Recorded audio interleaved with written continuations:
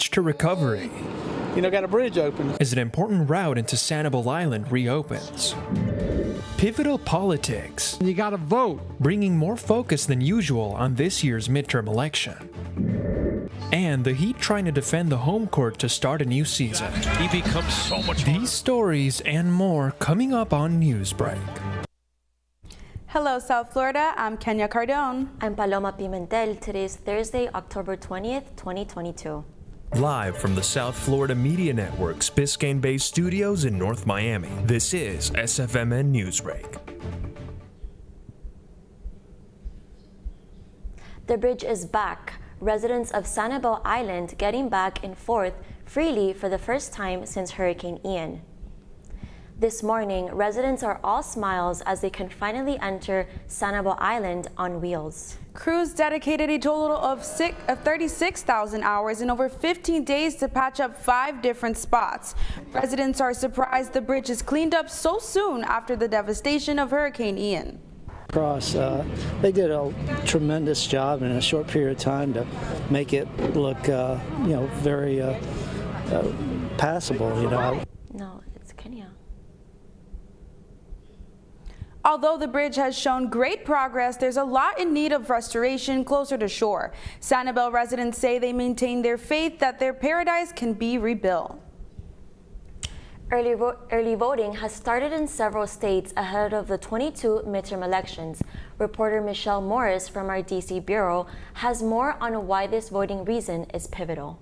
The stakes are high this midterm election, and Americans are taking action. In fact, according to election officials, Edison Research and Catalyst, over 2 million voters have already cast their ballots in order to determine which party will control the House, Senate, and state governments. The votes in swing states such as Georgia and Florida are crucial, not just because they will help determine who runs Congress in the new legislative session next year, but also because laws on the national and local level in those states could impact how legislators handle a wide array of issues, including education, climate change, and abortion rights. If you care about the right to choose, then you got to vote. Of the 35 U.S. Senates on the ballot this year, the current Senate split is 50-50 between both parties, with Vice President Kamala Harris giving Democrats the tie-breaking vote for majority. And in the House, Democrats currently control 220 U.S. House seats out of the 435, while Republicans control 212, with 3 vacancies. There's a pretty wide expectation that the Republicans are going to take control of the House. So that's really what, the forecasters are showing. It looks, that's what the polling is showing. And they only need a few seats, the GOP, to take control of the House. So I think the expectation is that that's going to happen.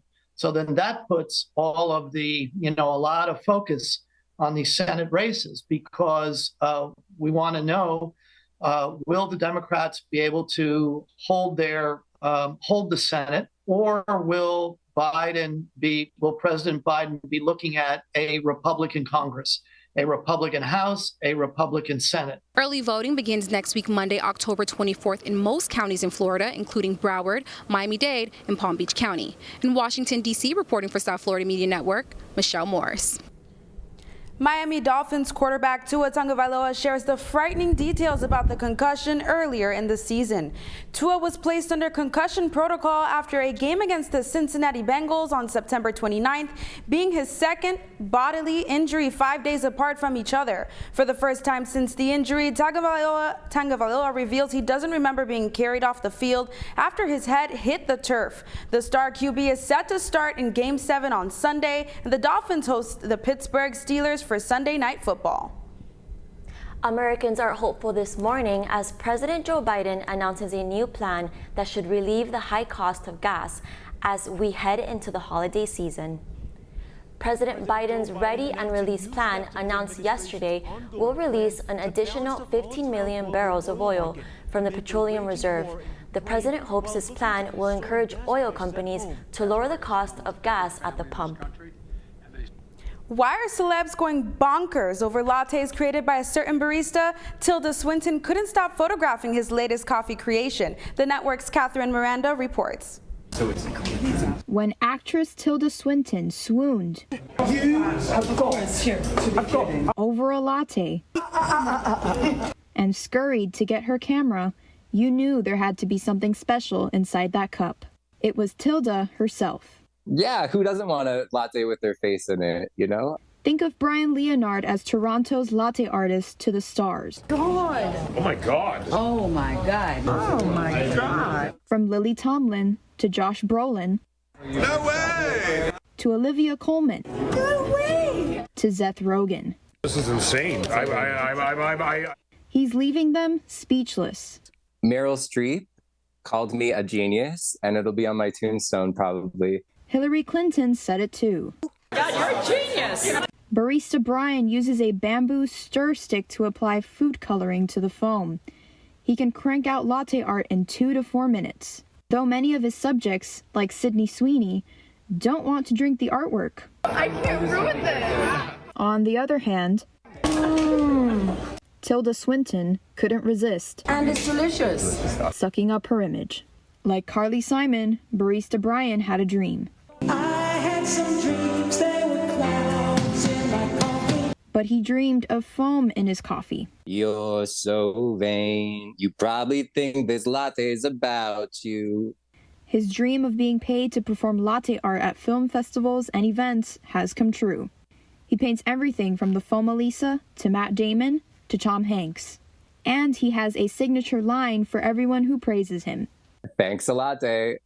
For the South Florida Media Network, Face in your latte, face in your latte. I'm Catherine Miranda.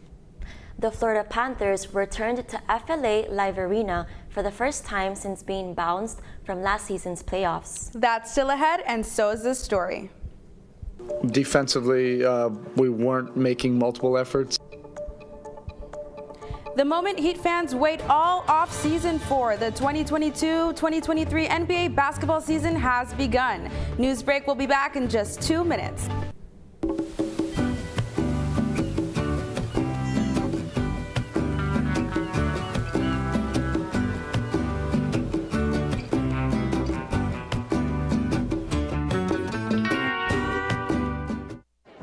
The black truck?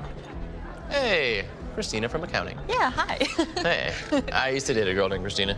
Oh, really? Yeah, and then she dumped me for my best friend. You want to see some photos of them that I took? I don't. I thought we talked about this, buddy. Buzz and overshared again? Yeah. Yeah. I'm gonna call a car. That's a smart idea.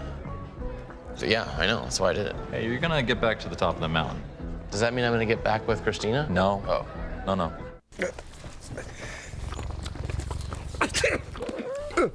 If you love me enough to tolerate my perfect little pets and all their glorious dander, then of course you'll visit nhtsa.gov/the right seat to make sure I'm in the right car seat.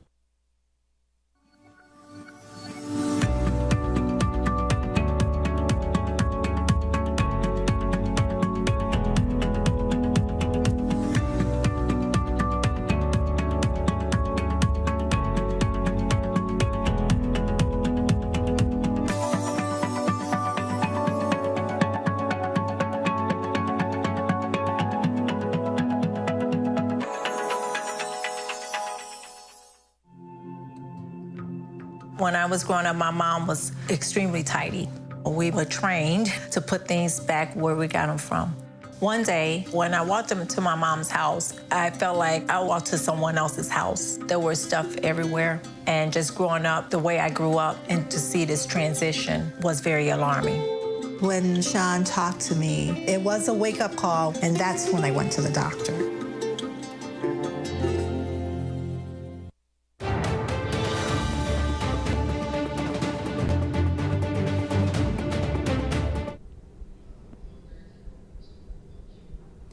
Hoop homecoming. After having the best regular season record in the East last season, the Miami Heat opened this year's regular season right here at home. In last night's season opener, the Heat took on the Chicago Bulls. The network's Anya Joseph has more.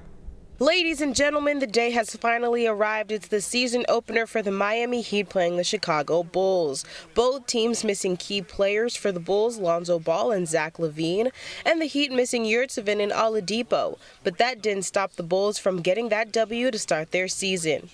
Building off poor defense, which the Bulls were not taking advantage of in the first half as Miami carried the lead. But maybe it was the locker room talk during halftime or a matter of the second half being the push-through of the game. DeMar DeRozan and the Bulls killing it. No cheap shots here. The Heat just couldn't keep up. But even Coach Spoelstra knew his team was not handling business last night. Defensively, we weren't making multiple efforts, and our next play speed to make third and fourth effort that was necessary, we weren't getting to that. And then DeRozan just got fully into his comfort zone. Seemed like he was dribbling right to his sweet spots without any kind of duress. That's not only our defense. Like he's a great offensive player. When you're dealing with great offensive players, there's going to have to be those kind of extra efforts on top of that just to get him out of his sweet spots. And we did not handle that well, and then a lot more turnovers in that second half that just kind of compounded those defensive miscues.